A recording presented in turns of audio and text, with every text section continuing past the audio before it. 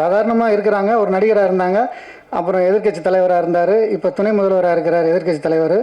அதே மாதிரி தமிழ்நாட்டினுடைய முதலமைச்சராக இந்த மீடியாக்கள், அதாவது சினிமா துறையில் இருந்து வந்ததுக்கு நாங்கள் ஒரு வாழ்த்து சொல்கிறோம். அதுக்கப்புறமா அவர் வந்து மீடியாக்கள், இப்போ தந்தி டிவியில் பார்த்தோன்னா எடுத்த உடனே போடுவாங்க, இவர் காலையில் இவர் நம்ம ஹரிஹரன் சாரும் அந்த மேடம் பேசுவாங்க, சார் கிளம்பிட்டார், சார் வந்துக்கிட்டு இருக்காரு, சார் ஏர்போர்ட் போகிறாரு, சார் திருச்சி போகிறாரு, சார் தஞ்சாவூரில் இருக்கார், வீட்டுக்கு வர்றது வரைக்கும் அந்த மீடியாவில் போட்டு போட்டு போட்டு அவர் ஒரு முதலமைச்சர் ஆக்கியிருக்காங்க. அது ஏன் எப்படின்னா மீடியா மூலியம். இந்த மீடியா எங்களுக்கு இந்த அமரன் திரைப்படத்தை இதே மாதிரி ஒரு எதிர்க்கட்சி தலைவர் முதலமைச்சரை கொண்டு வந்த மாதிரி எங்கள் படத்தையும் மிகப்பெரிய வெற்றி படமாக ஆக்குவீங்கன்னு நம்பிக்கையாக இருக்கிறோம். அடுத்து ஹீரோ அதிகமாக பேச மாட்டார். இந்த துரைந்தர் படத்தில் வர ஃபைட்டு மாதிரி இந்த படத்தில் ஃபைட்டை பார்த்தா பயங்கரமாக மிரக்கலாக இருக்குது. அதுவும் இந்த கிளைமேக்ஸ் ஃபைட்டு பார்த்திங்கன்னா பயங்கரமாக இருக்கும். படத்தில் பார்த்திங்கன்னா தெரியும். ஒரு ஒரு சீனில் வந்து 2வது மாடியிலேருந்து 3வது மாடி குதிக்கணும். அவர் டூப் போட்டு குடிக்க சொன்னோம். ஆனால் அவர் என்ன சொன்னார், நானே குதிச்சிட்றேன்ட்டார். குதிச்சுட்டு காலில் அடிபட்டுருச்சு. டாக்டர்கிட்ட கூப்பிட்டு வந்து அசோக் நகரில் செக் பண்ணால் 15 நாளைக்கு நடக்கூடாதுன்ட்டார். ஆனால் மறுநாள் ஷூட்டிங் எடுக்கணும். நான் அந்த வலியோட 2வது நாள் ஷூட்டிங் ஃபுல் டே வந்து அந்த வலியோடு அந்த படத்தை நடித்து கொடுத்தாரு. அதனால் அவருக்கு ஒரு நன்றி. அப்புறம் டைரக்டர் சார் அருமையாக மியூசிக் டைரக்டர்கிட்ட மியூசிக் வாங்கியிருக்காரு. ஃபைட் மாஸ்டர்கிட்ட ஃபைட்டு எப்படி எடுக்கணும்னு அப்படி வாங்கியிருக்கிறாரு. அதுக்கப்புறமா நடனம், இந்த மாதிரி எல்லாமே, எடிட்டிங்கு, டப்பிங்கு, வசனம் மிக அருமையாக நேர்த்தி எழுதியிருக்கிறாரு.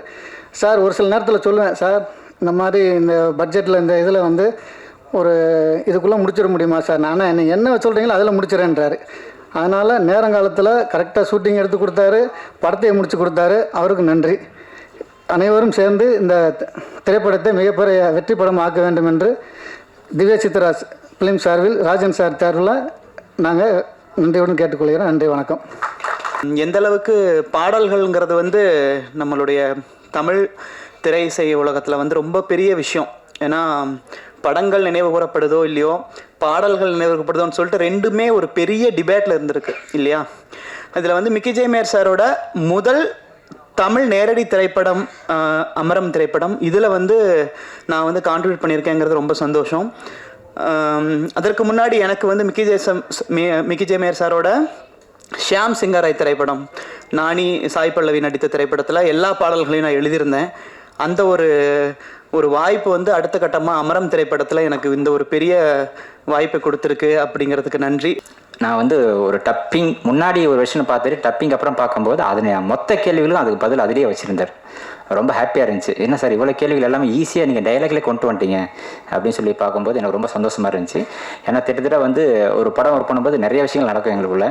அதில் வந்து வெங்கடேசன் தான் சில விஷயங்கள் அதில் டாலன்ஸ் பண்ணி கூட சப்போர்ட் பண்ணார். அவருக்கு இந்த நேரத்தில் நன்றி சொல்லிக்கிறேன். அப்புறம் இந்த படத்தில் ஸ்பெசிஃபிக்காக நான் 2-3 விஷயங்களை பார்த்ததில் வந்து டிஓபி சார், அப்புறம் ஃபைட் மாஸ்டரு, அதுக்கப்புறம் வந்து பார்த்தீங்கன்னா டான்ஸ் மாஸ்டரு, அப்புறம் வந்து லிரிக்ஸ்ட்டு, இதெல்லாம் தாண்டி மியூசிக் டைரக்டர், இவங்க எல்லாருமே நல்ல ஒரு சப்போர்ட் பண்ணியிருக்காங்க எனக்கு தெரிஞ்சு. அது வந்து எப்படி சொல்லலாம்னா, இந்த மாதிரி நான் திட்டத்தட்ட ஒரு சின்ன படங்கள் பண்ணிட்டு வந்து எனக்கு சின்ன கேள்விகள் இருக்கும், நம்ம சரியாக போயிட்டு இருக்குமான்னு ஒரு கேள்வி இருந்துகிட்டே இருக்கும். ஆனால் இந்த டீமில் பார்க்கும்போது எல்லாருமே நல்ல ஒரு விஷயங்களை அவங்க பண்ணது பார்க்கும்போது நல்ல ரிசல்ட் கொடுத்துருக்கு. திட்டத்தட்ட ஒட்டாரத்தி சாங்லாம் திட்டத்தட்ட வந்து எனக்கு ரொம்ப பிடிச்ச ஃபேவரேட்டாக சாங்கு. ஏன்னா அவர் எனக்கு மியூசிக் டேரக்டரை பற்றி அங்கே பேச சொல்லுவாங்க எனக்கு தெரியாது. ஆனால் இந்த சாங்லேயே எனக்கு ரொம்ப என்ன சொல்கிறது தெரியல. அந்த இப்போ விஷுவலாக பார்க்கும்போது உங்களுக்கு படம் பார்க்கும்போது வேறு விஷயம் உங்களுக்கு ஃபீல் வரும் உங்களுக்கு. ஏன்னா அதில் கதையில் சில கோர்வைகள் இருக்குது. அந்த ஒட்டாரத்தி சாங்கு, அப்புறம் வந்து மலை பகுதியில் இருக்கிற அந்த அவங்களுடைய ஃபீல் எமோஷன்ஸ் வர சாங்ஸு எல்லாமே ரொம்ப டிஃப்ரெண்ட்டாக எல்லாருமே நல்லா எஃபோர்ட் போட் பண்ணியிருக்காங்க. இன்க்ளூடிங் ஃபஸ்ட்டு இதுலேயே பார்த்தீங்கன்னா ஓப்பனிங்கே பார்த்தீங்கன்னா ஒரு பிரம்மாண்டத்தை ஓப்பன் பண்ண சொல்லிட்டு ஒரு எக்ஸ்ட்ரீமாக ஆரம்பிச்சிருப்பார் ஹீரோ. அதெல்லாம் பார்க்கும்போது அந்த ஃபைட்டோட ஆரம்பமே ஒரு மாதிரி என்கேஜாக மாறி இருக்குது இந்த படத்துக்கு. ஏன்னா ஒரு பெரிய ஹீரோ பண்ண வேண்டிய விஷயத்தை அசால்ட்டாக இவர் வந்து பண்ணிட்டு போயிட்டார். ஏன்னா நமக்கு தெரியும் அதை பார்க்கும்போது. ஏன்னா அதை ஃபைட்டில் நீங்கள் பார்க்கும்போது திட்டத்தட்ட வந்து பார்த்தீங்கன்னா அவரை ரோப்பு கட்டி தூக்கி விட்டுட்டு இருந்தார் மாஸ்டர். என்ன சார் எடுத்தோடனே ரொம்ப பிரம்மாண்டமாக போகுது, சரியாக இருக்குமான கேள்விகள் இருந்துச்சு. ஏன்னா அவர் ஃபஸ்ட்டு பண்ணும்போது ஒரு விஷயமா இருந்துச்சு, அதுக்கப்புறம் மாறும்போது விஷயமா இருந்துச்சு. ஆனால் எல்லாத்தையும் ரொம்ப கஷ்டப்பட்டாலும் அது ஃப்ரேமுக்காக பரவாயில்ல அப்படின்ற உழைப்பு போட்ட திரு தேஜஸ் சார் அவர்களுக்கு நன்றி. ஏன்னா இது ஒரு சாதாரண விஷயம் கிடையாது. ஃபஸ்ட்டு படத்துலேயே இந்த ஒரு எஃபோர்ட்டுங்கிறது சாதாரண விஷயம் கிடையாது. அது நிறைய விஷயம் நடந்திருக்கு எனக்கு தெரிஞ்சு. அது கிருஷ்ணா சாரும் சொல்லலாம், ஹீரோவும் சொல்லலாம், மற்ற டெக்னீஷியன் எல்லாருமே சேர்த்து சொல்லலாம். எனக்கு இந்த மாதிரி படத்தில் நான் ஒர்க் பண்ணுறதுக்கு ரொம்ப சந்தோஷப்படுறேன். அமரம் இந்த படத்தில் நம்ம வந்து சினிமாவில் ஒரு பெரிய கனவோடு வருவோம், இந்த மாதிரி கேரக்டர்லாம் பண்ணணும் அப்படின்னு சொல்லிட்டு. அப்படி தான் இந்த படத்துக்குள்ளேயும் நான் கூப்பிட்டாக்கில் ப்ரொடியூசர் ரவி சார் மேனேஜர் கூப்பிட்டாக்கில் ஸ்பாட்டில் போய் தான் டைரக்டரை பார்த்தேன். நம்ம என்னை வந்து இந்த பெரிய கதாபாத்திரம் இந்த படத்தில் எமோஷ்னல் வந்து காமெடி பண்ண வச்சு ஃபைட்லாம் பண்ண வச்சு அண்ணன் தீனா அண்ணனும் கூட அண்ணன் ரொம்ப தேங்க்ஸ்ண்ணே, லவ் யூண்ணே. அவர் அண்ணன் செட்டில் இருந்தாவே வந்து பெரிய எனர்ஜியாக இருக்கும், எல்லோரும் ஜாலியாக வச்சுருப்பார். அப்புறம் ஹீரோயினி அய்யர்வால் அகர் ஐரா அவங்களுக்கு ரொம்ப நன்றி. ரொம்ப சப்போர்ட் பண்ணாங்க ஹீரோ தேஜஸ் சார். எல்லாருக்கும் நன்றி. எனக்கு இந்த படத்தில் நடித்தது வந்து ரொம்ப நிறைய பேசணும்னு நினச்சேன், எல்லாத்தையும் வந்து எடிட்டரே பேசிட்டாரு. அதனால நான் எதை எடிட் பண்ணி பேசுகிறதுனே தெரியல. நான் உண்மையிலுமே வந்து அடுத்த இன்டர்வியூவில் தான் நிறைய பேசுவேன்னு நினைக்கிறேன். நான் பேசினது வந்து டேரக்டர்கிட்ட பேசிட்டு வந்து ஒட்டு கேட்டாரா என்னன்னு தெரியல. தேங்க்யூ, நன்றி. எல்லாருக்கும் வணக்கம். சிறந்த நடிகர்லாம் கிடையாது, அப்பப்போ தேவைக்கான நடிகர் தான் நான். பத்திரிகையாளர்கள் எல்லாருக்கும் என்னுடைய மாலை வணக்கத்தை தெரிவிச்சுக்கிறேன். அப்புறம் இந்த படத்தினுடைய சூத்திரதாரி எங்கள் அண்ணன் ரவி அண்ணனுக்கு எல்லாருக்கும் என்னுடைய வாழ்த்துக்கள். படத்தை பற்றி நான் ஒரு சின்ன கேரக்டர் தான் பண்ணேன். அது எனக்கு ரொம்ப பிடிச்ச கதையாக இருந்தது. என்ன சொல்கிறது தெரில, நான் இது வரைக்கும் நடித்த படங்களில் ஒரு சின்ன லைன் தான். ஆனால் அந்த காஸ்டியூமாக இருக்கட்டும், சில விஷயங்களாக இருக்கட்டும், டைரக்டருடைய வார்த்தைகளாக இருக்கட்டும், சொன்ன விதமாக இருக்கட்டும், எனக்கு ரொம்ப பிடிச்ச ஒரு படம். அதே மாதிரி ஹீரோ வந்து செயல் படத்துலேருந்து முதல் அவர் கூட நான் வந்து செயல் படத்தில் தான் நான் நடித்தேன். அங்கேருந்து தொடர்ந்து இந்த படமும் நான் நடிக்கிறேன். ப்ரொடியூசர் சார் வந்து வேறு லெவலில், அப்புறம் டெக்னீஷியன்ஸ் இங்கே இருக்க அத்தனை பேருமே வேறு லெவலில். நான் வேணா வந்து பாருங்கள், சிரிச்சிட்டே இருக்கிறேன். இங்கே எப்படியோ அதே தான் செட்லேயும் ரொம்ப ஜாலியாக இருக்கும். ஆனால் சிரிக்காத ஒரே ஆள் எங்கள் ஹீரோ மட்டும்தான். அவர் எப்போவுமே அமைதியாக இருப்பார், எல்லோரையும் கவனிச்சுட்டே இருப்பார். ரொம்ப சூப்பர் ஆள். படம் வந்து வேறு லெவலில் வந்திருக்குது. பாராட்டுகள், எல்லாருக்கும் என்னுடைய வாழ்த்துக்கள். இன்னும் பெரிய இங்கே அப்புறம் இன்னொரு விஷயம் சொன்னாங்க, எல்லாம் தெலுங்கு படமா தமிழ் படமா அப்படிலாம் எல்லாம் கிடையாது, எல்லாமே சேர்ந்தது தான் ஒரு படம். நாங்கள் இங்கே மாற்று கருத்துக்கள்லாம் இங்கே எதுவுமே இல்லை. வாழ்த்துக்கள்னால் தொடர்ந்து முதலாளிகள் நல்லா இருந்தால் தொழிலாளிகள் எல்லோரும் நல்லா இருப்போம். தயவுசெய்து நிறைய படங்கள் பண்ணுங்கள். கிருஷ்ணா சாரை பற்றி சொல்லணும், வேறு லெவல் டைரக்டரு. நிறைய நான் டைரக்டரா, நான் தான் இந்த ஷிப்பை எடுத்துகிட்டு போகிறேன், நீ யார், நீ வந்து இங்கே வந்து வேலை செய்கிற, நீ ஓரமாக போய் நில்லு அப்படின்ற எண்ணம்லாம் இல்லாத ஒரு அற்புதமான ஒரு தங்கமான ஒரு அண்ணன், ஒரு என்னுடைய சகோதரர், வேறு லெவல். அவரை பற்றி சொல்லவே தேவையில்ல. நான் நிறைய அவர்கிட்ட போய் நான் நடிகனாக போனதை விட நான் போன ஷூட்டிங் ஸ்பாட்டுக்கு நான் அசிஸ்டன்ட் டைரக்டர் தான் இருந்தேன் அவர்கிட்ட. அந்த அளவுக்கு அவர் ஒர்க்கு அப்படி இருக்கும், சூப்பராக இருக்கும். நான் போய் ஒர்க் பண்ணிகிட்டே இருப்பேன், பார்த்துக்கிட்டே இருப்பேன், கேட்டுக்கிட்டே இருப்பேன். அது என்ன பண்ண போகிறாரு, இது என்ன பண்ண போகிறாரு, அந்த கொஞ்சம் கூட சலிப்பு இல்லாத ஒரு மனுஷன். ஸோ அடுத்தது இன்னும் பெரிய படம் பண்ண என்னுடைய வாழ்த்துக்கள். எங்கள் தலை எடிட்டரு, அப்புறம் எல்லாருக்கும் என்னுடைய வாழ்த்துக்கள். தேங்க்யூ டார்லிங், எல்லாருக்கும் என்னுடைய வாழ்த்துக்கள். நன்றிண்ணா. இந்த படத்தை சூப்பராக கொண்டு வாங்க. நிறைய தொழிலாளிகள் ஒர்க் பண்ணியிருக்காங்க. இந்த படம் எல்லா படம் மாதிரியும் இன்னும் பெருசாக வரையணும் மனமாக அந்த வாழ்த்துக்கள். எல்லோரும் வாய்ப்புக்கு நன்றி கொடுத்தது நன்றி. நீங்களும் நிறைய வாய்ப்புகளை உருவாக்கி கொடுங்க இந்த டீமுக்கு. நன்றிண்ணா. இன்னைக்கு ரொம்ப சந்தோஷமான நாள். ரொம்ப நாளாக வெயிட் பண்ணிட்டு இருந்தேன் ஃபார் திஸ் ஈவெண்ட். அண்ட் படத்தை பற்றி சொல்லணுன்னா நீங்கள் பார்த்துருப்பீங்க, ட்ரெய்லர், சாங்ஸ் எல்லாமே எவ்வளோ அழகாக இருக்குது. ஸோ எல்லோரும் சொன்ன மாதிரி music is a very big contribution. So music ரொம்ப அழகாக இருக்குது, சாங்ஸ் அவ்வளோ அழகாக இருக்குது. So it's a team work. நீங்கள் பர்டிகுலராக ஒருத்தவங்களை நம்ம கிரெடிட் கொடுக்க முடியாது. So it's a team work. Music டைரக்டராக இருக்கட்டும், editor, director sir, co artist like artist, crew, assistant directors, எல்லாருக்குமே you know it's equal credit to everyone.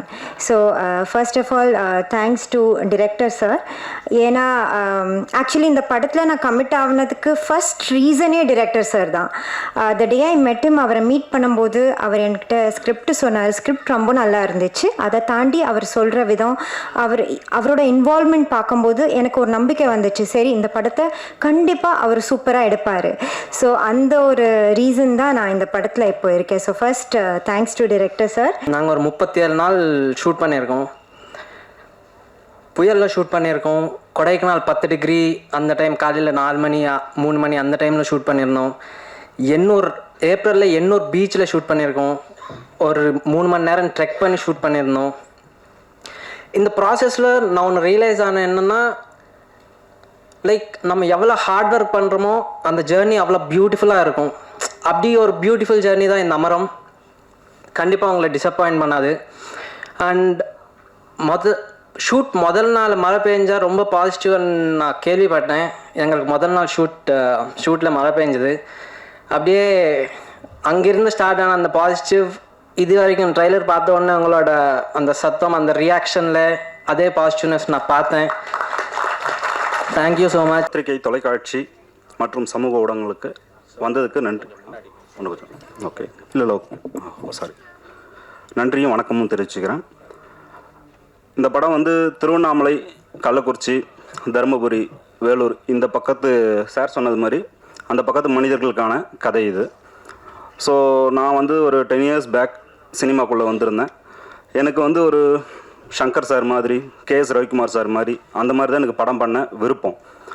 So இதுக்கு பொட்டென்ஷியலாக ஒரு 7-8 வருஷம் ட்ராவல் ஆனதுக்கப்புறம் நான் தெரிஞ்சுக்கிட்ட விஷயம், ஒரு நல்ல கதை கரு புரிஞ்சிக்கிற தயாரிப்பாளர் ஒருத்தர் தேவை. ஏன்னா எல்லாருமே இப்போ வந்து காம்பினேஷன், ஜேர்னர் இந்த மாதிரி விஷயங்களுக்குள்ளேயே அப்படியே போயிடுறாங்க. என்ன சக்ஸஸ் ரேட்டில் இருக்கோ அதை அப்படியே ஃபாலோ பண்ணுறது அப்படின்ட்டுன்னு. ஸோ எந்த ஜேர்னராக இருந்தாலும் கரு நல்லா இருக்குது, நல்லா ஜோல்ட் ஆகும் அப்படின்னா அதில் ஒரு டீரெக்ஸ் கூட நம்மளால் ரெடி பண்ண முடியும். ஸோ அதை புரிஞ்சுக்கிற ஒரு தயாரிப்பாளர் வேணும், இது ஒன்று. ரெண்டாவது, இணை தயாரிப்பாக நினைக்கிற அளவுக்கு இருக்கிற கதாநாயகர்கள் கிட்டத்தட்ட, ஏன்னா அவங்களுக்கும் இதில் ஒரு நிறைய ரெஸ்பான்சிபிலிட்டி இருக்குது. நீங்கள் வந்து ஒரு லவ், ஒரு காமெடி இந்த மாதிரி இல்லை ஒரு ஃபேமிலி சென்டிமெண்ட் மாதிரி பண்ணும்போது ஹீரோ வந்து ஒரு ஓகே இது இருந்தாருன்னா ஓகே, இல்லைனா இன்னொரு ஆப்ஷன் பார்ப்போம் அப்படின்றது. ஆனால் வந்து ஒரு ஆக்ஷன் ஹீரோ, ஒரு பெரிய மாஸ் அப்பீல் வேணும் அப்படின்னா அதுக்கு ஒரு பொட்டன்ஷியலான ஹீரோ தேவைப்படுது. நான் யாரையும் குறை சொல்லலை, அவங்களுக்கு நிறைய ரெஸ்ட்ரிக்ஷன்ஸ் இருக்குது ஹீரோஸ்க்கு. என்னென்னா அவங்க அதுக்கு முன்னாடி நிறைய பேட் எக்ஸ்பீரியன்ஸ் ஃபீல் பண்ணியிருப்பாங்க. அதெல்லாம் தாண்டி வரும்போது நம்மளை போய் பார்க்குறது, நம்ம போய் அவங்கள போய் பார்க்குறதே ஒரு பெரிய விஷயமாகிடுது. இன்றைக்கி மாஸ் ஹீரோஸ்க்கு ரொம்ப பெரிய டிமாண்ட். இங்கே மற்ற இண்டஸ்ட்ரியில் நல்லா போகுது, நல்லா மூவ் ஆகுது. நம்ம இண்டஸ்ட்ரி வந்து வர்த்தக ரீதியாக கொஞ்சம் கம்மியாக இருக்குதுன்னு எல்லோரும் ஃபீல் பண்ணுறாங்க. அது வந்து அப்படி இல்லை. அவார்ட் வின்னிங் மூவிஸ், சின்ன சின்ன ஜேர்னர்ஸ் நான் எதையும் குறைச்சி சொல்லலை. அது வந்து கொஞ்சம் ஈஸியாக பண்ணிடலாம். ஒரு ஃபினான்ஷியலாக பார்த்தீங்கன்னா, வர்த்தகமாக பார்த்தீங்கன்னா அது ஈஸியாக பண்ணிடலாம் ஓரளவுக்கு. அதுலேயும் கஷ்டம் இருக்குது, இருந்தாலும் ஈஸியாக பண்ணிடலாம். ஆனால் ஒரு ஆக்ஷன் மூவி, ஒரு பெரிய ப்ரொடக்ஷன், யானை நடந்தாலும் பெரிய வரன்னு சொல்லுவாங்க, விழுந்தாலும் பெரிய வரன்னு சொல்லுவாங்க. அந்த மாதிரியான ஒரு இண்டஸ்ட்ரிக்குள்ளே பெரிய எக்கனாமிக்கல் சர்க்கிள்ஸ் கொண்டு வர்றது ஆக்ஷன் மூவிஸும், இல்லை இந்த மாதிரி ஒரு பெரிய ஜனரஞ்சகமான படம் எடுக்கிறது, அதாவது ஆல் சென்ட்ரிக்னு நீங்கள் சொல்லுவீங்க, ஆல் சென்ட்ரிக் அந்த மாதிரி படம் பண்ணுறது. ஸோ இந்த எண்ணத்தில் நான் உள்ளே வந்துட்டேன். ஏன் எனக்கு மட்டும் இல்லை, என் குடும்பத்துக்கு மட்டும் இல்லை, என் ஊருக்குமே சினிமா வந்து ரொம்ப தூரம். எங்களுக்கு வந்து சினிமாவை பற்றின புரிதல் ரொம்ப கம்மி. நான் வந்த காலகட்டத்தில் சினிமாவில் ஒருத்தர் கூட இல்லை. இப்போ தான் ஜமான்னு ஒரு படத்தில் ஒருத்தரை பார்த்தேன், அவர் பேர் மறந்துடுச்சு. பெஸ்ட் ஆக்டிங்கு எங்கள் ஊர் சைட்லேருந்து வந்திருக்கிறாரு. எனக்கு அவ்வளோ ஒரு சந்தோஷம். ஓகேங்களா, அவர் வந்தபோது பாரி எனக்கு அவ்வளோ ஒரு சாட்டிஸ்ஃபேக்ஷன் அவரை பார்க்குறப்ப. ஸோ எங்களுக்கு இது உள்ள ரூட்டீன் பண்ணுறது எனக்கு தெரியல. உள்ளே வந்துட்டு கலையை கற்றுக்கிறேன். மிஷ்கின் சாரோட டீம்கிட்ட ஒரு 4-5 வருஷம் ஸ்கிரிப்டுக்கு மட்டுமே ஒர்க் பண்ணேன். ஸ்க்ரீன் பிளே மட்டும் எப்படி பண்ணணும், ஏன்னா அதுதான் பேஸுன்றதை நான் புரிஞ்சுக்கிட்டேன். நல்ல கரு கிடைக்கணும். கரு இல்லாமல் அவ்வளோ பெரிய விஷனை கொண்டு வரவே முடியாது. இதை தெரிஞ்சுக்கிட்டு அதுக்கப்புறம் கோகுல் சார்கிட்ட போயிட்டு அவர்லாம் எனக்கு வந்து ஒரு பெரிய குருநாதர் மாதிரி, அதனால் சொல்கிறேன். அவர்கிட்ட தான் டப்பிங் இந்த மாதிரி எப்படி பண்ணணும், ஒரு பர்ஃபார்மன்ஸ் எப்படி வாங்கணும், அவர் தான் விஜய் சேதுபதி சாரை ஓப்பனாக பேச வச்சவர். ஸோ என்னையுமே அவர் தான் ஓப்பனாக பேச வச்சாருன்னு நான் அந்த இடத்துல சொல்லிக்கிறேன். அதுக்கப்புறம் கதிரேசன் சார்கிட்ட ஒர்க் பண்ணேன், 5 ஸ்டார் கதிரேசன் சார். அவர் வந்து கொஞ்சம் எப்படி சொல்கிறது, ஈஸியாக முடிச்சுடுவார். ஒரு பெரிய பட்ஜெட் இப்போ எனக்கு தேவைப்படுது, ஆனால் அது பாசிபிள் இல்லை பெரிய பட்ஜெட்டு. அப்போ குறைந்த அளவு முதலீடுலேயே அந்த பெரிய விஷுவலை கொண்டு வரணும். அது கதிரேசன் சார்கிட்ட தான் நான் லேர்ன் பண்ணிக்கிட்டேன், 5 ஸ்டார் கதிரேசன் சார்கிட்ட. ஸோ இப்போ இதெல்லாம் பண்ணியாச்சு. இருந்தாலும் ஹீரோவை ரீச் பண்ண முடியல, மாஸ் ஹீரோஸை. அவங்க பாவம் ரொம்ப இதில் இக்கட்டான ஒரு சூழ்நிலையில் மாட்டிகிட்டு இருக்காங்க. அவங்களுக்கு நிறைய பவுண்ட்ரிஸ் வச்சுருக்காங்க. அது வந்து கொஞ்சம் டிஃபிகல்ட் ஆகுது அவங்களுக்கு, நம்ம மாதிரி ஆளுங்க போய் ரீச் பண்ணுறதுக்கு. அப்போ நான் கார்த்தி சாரோட ஒரு இன்டர்வியூ பார்த்தேன், எனக்கு அது ரொம்ப பிடிச்சிருந்தது. அவர் சொன்ன விதம், அதில் இருந்த நியாயம் எனக்கு ரொம்ப பிடிச்சிருந்தது. இப்போ அவங்களால எவ்வளோ தூரம் போய் இன்டர்மீடியேட் பண்ணி வேற ஒரு கண்டென்ட்டு வேறு மாதிரியான ஒன்று வந்திருக்கு, அதை போய் பிடிச்சிட்டு வர முடியும். அது முடியாது. நம்ம தான் முதல்ல பாப்பப் பண்ணிக்கணும், முதல்ல நம்ம தான் நம்மளை தூக்கி நிறுத்திக்கணும். ஸோ அதுக்கு நம்ம மெனக்கட்டணும். ஆசை மட்டும் இருந்தால் போதாது, முயற்சியும் போராட்டமும் ரொம்ப ரொம்ப முக்கியம். எங்கள் ஊர் மக்களுக்கெல்லாம் அதுதான் இருக்கிற ஒரே ஒரு ஹோப்பு. ஸோ எனக்கு சின்ன வயசில் எங்கள் அம்மா ஒரு 8வது வரைக்கும் படித்தவங்க தான். ஆனால் அவங்க தேடி தேடி படிப்பாங்க, லிட்ரேச்சர் எங்கெங்கெல்லாம் இருக்குதோ அதெல்லாம் தேடி தேடி படிப்பாங்க. ஸோ அங்கேருந்து எனக்கு இந்த வார்த்தை, இந்த விஷயம்லாம் வந்துருச்சு. எல்லோரும் சொன்னாங்க எங்கள் ஊர் வழக்கெல்லாம் நான் வந்து நல்லா ஈஸியாக கையாளுறேன்னா அது என்னோடய அம்மா தான் காரணம். அதுக்கு அது எப்படி கற்றுக்கிட்டனோ அதே மாதிரி ஒருத்தர் என்ன மீனிங்கில் சொல்கிறார் அப்படின்றத ரிசீவ் பண்ணிக்கணும்ல. எனக்கு அப்போ விஜய் சேதுபதி சார் மேலே, கார்த்தி சார் மேலே, எந்த ஒரு மாஸ் ஹீரோ மேலேயும் எனக்கு அப்போ ஒரு கடுப்பு இருந்த காலம். ஒரு 2017-18 காலத்தில் இன்னும் ரீச்சே பண்ண முடியல, என்ன இவங்கெல்லாம் இப்படி இருக்காங்க அப்படி இருக்காங்க. அவர் சொன்னதில் நீ தான் அதுக்கு புது தீர்வு கண்டுபிடிக்கணும் அப்படின்னாரு அந்த இன்டர்வியூவில். One of the best interview. நீ ஒரு தடவை வெளியே வந்துட்ட அப்படின்னா உன்னை எல்லாரும் தக்க வச்சுப்பாங்க, உன்னை விடவே மாட்டாங்க அப்படின்றத அவர் ரொம்ப அழுத்தமாக சொல்லியிருந்தார். ஒரு படமாச்சு அட்லீஸ்ட் அது ஜெயிக்குதோ தோக்குதோ ஒரு படமாச்சு பண்ணிட்டு வந்தீங்கன்னா ஏன் கஷ்டம் என்னன்னு தெரியுன்றத அவர் சொல்லியிருந்தார் கார்த்தி சார். எனக்கு அந்த இன்டர்வியூ ரொம்ப ஒரு மாற்றம் கொடுத்துச்சு. என்ன பண்ணணும், அப்போ நம்ம வேறு எதனா யோசிக்கணும். அதே டைமில் கேஜிஎஃப்னு ஒரு படம் வருது, எல்லாம் ஆல் சென்ட்ரிக் ஹிட்டு. நான் படம் பார்த்தேன், எனக்குமே பிடிச்சிருந்துச்சி. One of the best commercial அங்கே கன்னடா இண்டஸ்ட்ரியில் பண்ணுறாங்க. இங்கே எல்லா ஜேர்னர்லையும் நம்ம வந்து எல்லாத்துலேயும் சக்ஸஸாக இருக்கும். அவார்டு வின்னிங்கில் இன்னி வரைக்குமே தமிழ்நாடு தான் பெஸ்ட். ஓகேங்களா, எல்லாத்துலேயும் இருக்குது. ஆனால் இந்த ஆக்ஷன் மூவிஸ் பண்ணும்போது மட்டும் எங்கேயோ அது வந்து லேக் ஆகுது. அப்போ நம்ம அதை பொட்டன்ஷியலாக வெளியே கொண்டு வரணும். அவர் சொல்கிற மாதிரி, கார்த்தி சார் சொல்கிற மாதிரி நம்ம தான் அதை தகவமைச்சிக்கணும். அப்போ என்ன பண்ணணும், அந்த கேஜிஎஃப் படம் பார்த்தப்ப எனக்கு கற்றுக்கிட்ட ஒரு லெசன் ஒரு 2-3 நாள் கழிச்சு தான் எனக்கு வந்து ஹிட் ஆச்சு. அந்த ஹீரோ பெரிய ஹீரோ, அங்கே யாஷ்ன்றவர் அங்கே ஒரு பெரிய லெஜண்ட். நம்மளுக்கு அதெல்லாம் தெரியாது. நான் ஒரு தமிழ் படமாக, ஒரு டப்பிங் படமாக அதை பார்க்குறேன். அவர் எடுத்த உடனே ஒரு டைலாக் சொல்லுவார் இறங்கின உடனே, என்னோட ரத்தமும் சிகப்பாகவே இருக்கடான்ட்டுன்னு. ஒரு ரைட்டராக அது எவ்வளோ பெரிய டைலாக்ன்றது ஒரு மாஸ் ஹீரோக்கு வைக்கிறதுன்றது ரைட்டர்ஸ்க்கு தெரியும். ஓகேங்களா, அது எங்கே அப்ளாஸ் சொல்லுன்ட்டு. ஆனால் என்னோட கேள்வி என்னென்னா, இறங்கினோடனே அந்த டைலாகை சொல்கிறாரு. ஸ்கிரிப்ட் மேலே எவ்வளோ கான்ஃபிடென்ட்டாக அதை இருந்தால் அதை பண்ண முடியும். ரெண்டாவது, இங்கே இருந்த மக்கள் அதை ரிசீவ் பண்ணிக்கிட்டாங்க. ஸோ அந்த ஸ்கிரிப்ட் அவ்வளோ ஸ்ட்ரென்த்தாக, அந்த கரு அவ்வளோ ஜோல்டாக இருந்தது அப்படின்னா you can make a hero from it. யாரை வேணால் போட்டு பண்ணிடலான்றதில்ல, அதுக்கு தகுதியாக உழைச்சிட்டு இருக்கிறவங்க, ரொம்ப கடுமையாக அதுக்காக ஒரு வாய்ப்பு கிடைக்காதா, நான் ஹீரோ ஆக மாட்டேனா அப்படின்னு உழைக்கிறவங்க, என்ன கேட்டாலும் ஜம்ப் பண்ண சொன்னேன். ஜம்ப் பண்ணுறதாகட்டும், சிங்கிள் டேக்கில் பர்ஃபார்ம் பண்ணுறதாகட்டும், டான்ஸே தெரியாது நான் ஆடணும் அப்படின்னாலும் ஆடியே ஆகும் சார் அப்படின்னு சொல்கிறவங்கள கண்டுபிடிக்கணும். அங்கேருந்து கூட நம்ம கொண்டு வர முடியும். இப்போ பாலா சார் அதுதான் பண்ணார் சேது டைமில். அவர் என்ன பண்ணார், சேது டைமில் அவர் என்ன பண்ணார், ஒரு ஆர்டிஸ்டிக்கான ஒரு ஆளை கொண்டு வந்தார். ஓகேங்களா, அவர் ஏற்கனவே ரொம்ப கஷ்டத்தில் இருந்த ஒரு விக்ரம் சாரை சியானா மாத்துறாரு. அது பண்ணலாம். ஆனால் என்ன மாதிரி ஒரு ஏபிசி சென்டரில் எல்லா சென்டர்லையும் அடிக்கணும்னு நினைக்கிற ஒரு ஆளுக்கு, அதுவும் கமர்ஷியலாக பண்ணணும்னு நினைக்கிற விஷன் இருக்கிற ஒரு ஆளுக்கு மாஸ் கொண்டு வந்து ஒரு புது பையன் மேலே வைக்கிறது கஷ்டம். அதுதான் இங்கே இருக்கிற ஒரே ஒரு சேலஞ்சு. ஸோ நான் அதுக்கு இறங்கி ஒர்க் பண்ண ஆரம்பித்தேன். 2 விஷயம். ஒன்று, பட்ஜெட்டுக்கும் ஒர்க் பண்ணிக்கணும்.